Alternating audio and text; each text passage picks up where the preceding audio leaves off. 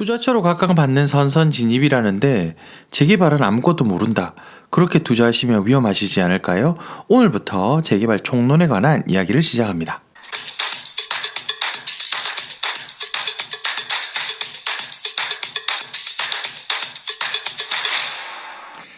안녕하세요, 배남TV입니다. 오늘은 부산부동산 사실 천지가 다 개발지인데 선선진입이다 뭐다 해서 투자는 많이 하시는데 재개발 무슨 말인지도 전혀 모르고 하시면 위험하지 않을까 싶어서 시리즈로 나갑니다. 오늘의 이야기는 사전 타당성 신청, 그리고 요즘 많이 하시는 주거환경 개선 지구는 어떤 절차를 통해서 사전 타당성 신청이 들어가며 어떤 것들을 유의해야 되나에 대한 내용이고 한번 살펴보도록 하겠습니다.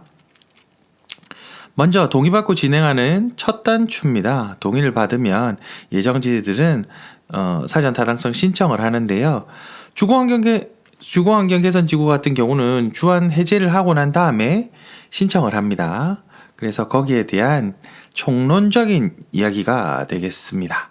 한번 들어두시면 도움 되실 것 같으시고 뭘 유의해야 되나 이런 팁들도 받을 수 있으니까요. 지금 진행하는 모든 재개발 재건축 구역은 동의를 받아서 사전 타당성 신청 후 구역이 지정되는 형태입니다. 왜 그런가? 왜 예전에는 어떻게 했는가 한번 보시면, 사실 예전에는 구역 지정을 먼저 시군구에서 해주고 나면 동의를 받아서 조합을 설립해서 사업이 진행됐는데, 요즘 2030 생활권으로 인해서 동의를 먼저 주민들 동의를 받아서 사전 타당성 신청을 하고 시군구에서 이걸 오케이 하면 이제 구역 지정이 되고 동의받은 그것들이 있으니까 조합 설립 바로 해서 바로 시작이 됩니다. 일단 절차는 그렇다 하고 알면 되시고요. 다른 내용은 사실 아무도 가르쳐 주지를 않습니다. 그래서 동의만 받으면 다 재개발이 되는 줄 알고 있으세요. 그거는 아니에요. 자, 예정지 같은 경우에 사타 신청을 받아가지고 오케이가 나야 조합 설립이 됩니다. 그래서 그러면 옆집이 연락 많이 올랐어 하면서 우리도 동의를 다 받으면 되지. 우리도 하면 되지. 그래서 진행 절차를 확인을 하시는데 두 가지 구역이 요즘 많이 선선진입 많이 하시잖아요. 첫 번째 예정지고 예정지 아니면 구역 해제구역이고 해제지역이고, 또 하나는 주거환경개선지구로 묶여져 있는 지역입니다.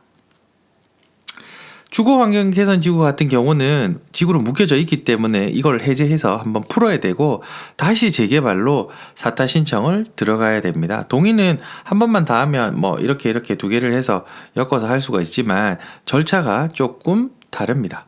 2030 정비 기본 계획이 나오고 이런저런 정량적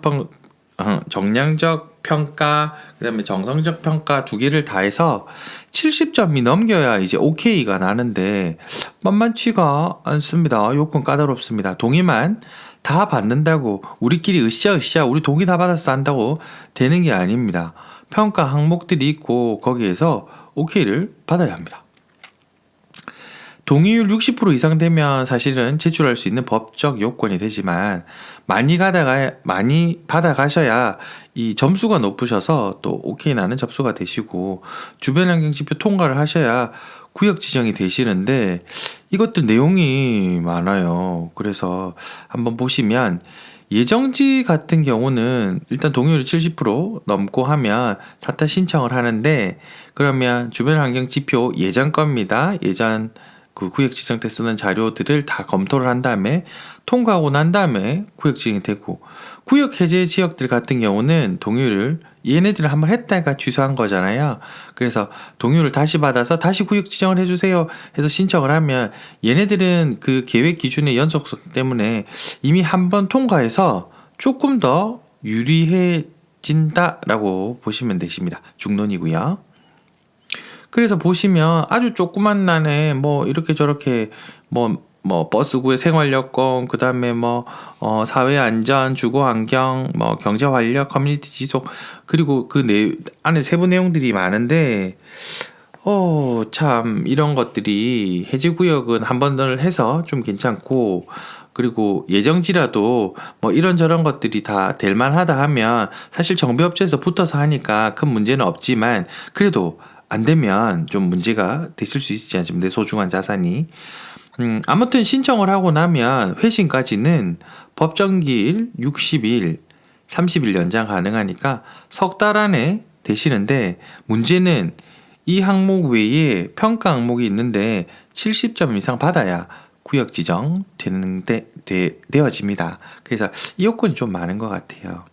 보시면 주거 정비 지수로 해가지고 기본 항목이 필수 항목이 있고 조건 항목 70점 이상 받아야 되고, 세부 항목별 배점 기준으로 보시면 주민 동의 저기 보이시죠? 90% 이상 받아야 50점을 받습니다. 60점 미만은 아예 60% 미만 동의는 신청 자체가 불가하고요.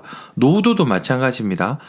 3분의 2 미만은 아예 불가합니다. 그래서 노후도가 높으면 높을수록, 주민 동의가 높으면 높을수록 점수를 더 높게 받고, 점수가 최소한 70점 이상이 돼야만 구역 지정에 대한 다음 절차로 진행이 되십니다. 기본 요건은 대지 면적 1만 이상, 노후도 3분의 2 이상, 호수밀도 55 헥타르 초과를 해야 되고, 이 요건들이 정비업체나 아니면 기본에 시작할 때부터 어느 정도 나와는 있지만, 점점점 이걸 기준점을 좀 더 강화시키는 게 아닌가 싶습니다. 다만 개발 압력이 높은 어떤 입지적인 우위가 있으면 사실은 이런 것들이 점수적인 부분들도 있지만 개발을 어차피 해야 돼요, 그런 쪽은. 그래서 무조건 부동산은 첫째 도입지, 둘째 도입지, 셋째 도입지다 보시면 되시고, 구역 지정 절차란에 요런저런 항목들이 있는데 쭉 보시면 오른쪽에 딱 나와 있죠. 주거정비 지수 평가를 해서 70점 미만이 되면 그건 무지하는데 일반 주거지가 알립니다. 철거 방식의 재개발이 안 됩니다. 그래서 이렇게 되면 안 되니 신경을 바짝 써서, 그래서 정비업체나 이런저런 부분들이 같이 해서 으쌰으쌰 하는 게 중요하고, 주민 동의를 또 으쌰으쌰 받는 게 중요하고, 그런 것들이 중요한 것 같습니다.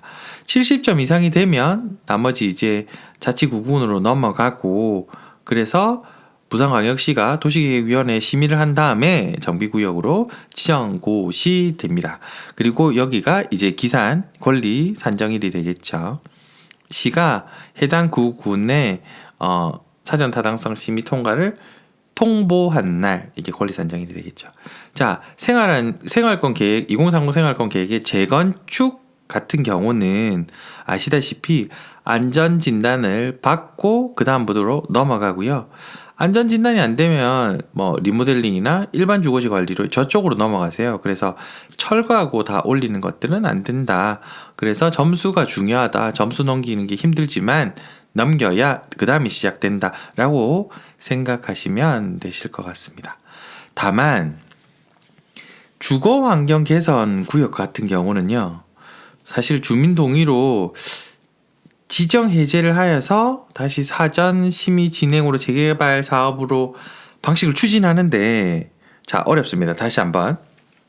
원래 주거환경 개선 사업 구역은 주거환경 개선 사업 자체가 두 가지가 있는데 주거지만 개선해 주는 것들이 있었어요. 그래서 그것들을 우리가 동의로 해제를 시키고 사전심의 신청을 해서 재개발 다 부수고 아파트로 올라가야 되는데, 이게 변경주체 추진하는 경우에 여기서 평가 항목 자체가 시에서 주거 정비 지수가 아닌 그냥 주거 누구는 관리만 해로 진행될 가능성도 높아요. 그렇게 되면 그냥 철거하고 뭔가 새로 만드는 게 아니라 정비를 하는 부분들이 있기 때문에 정비업체가 그냥 해먹을 게 없어요. 사업성이 없어요. 쉽게 말하면 사업성이 없어서 주거환경 개선 구역 같은 경우는 이 위치에 대한 부분들을 선행하셔야 되세요. 이 입지가 지금 이 생활권 내에서 여기는 아파트를 올라가야 되는 자리, 여기는 다 길 좋고 역세권에 딱 우리 다 돼 있는데 길만 띵 만든다. 그거는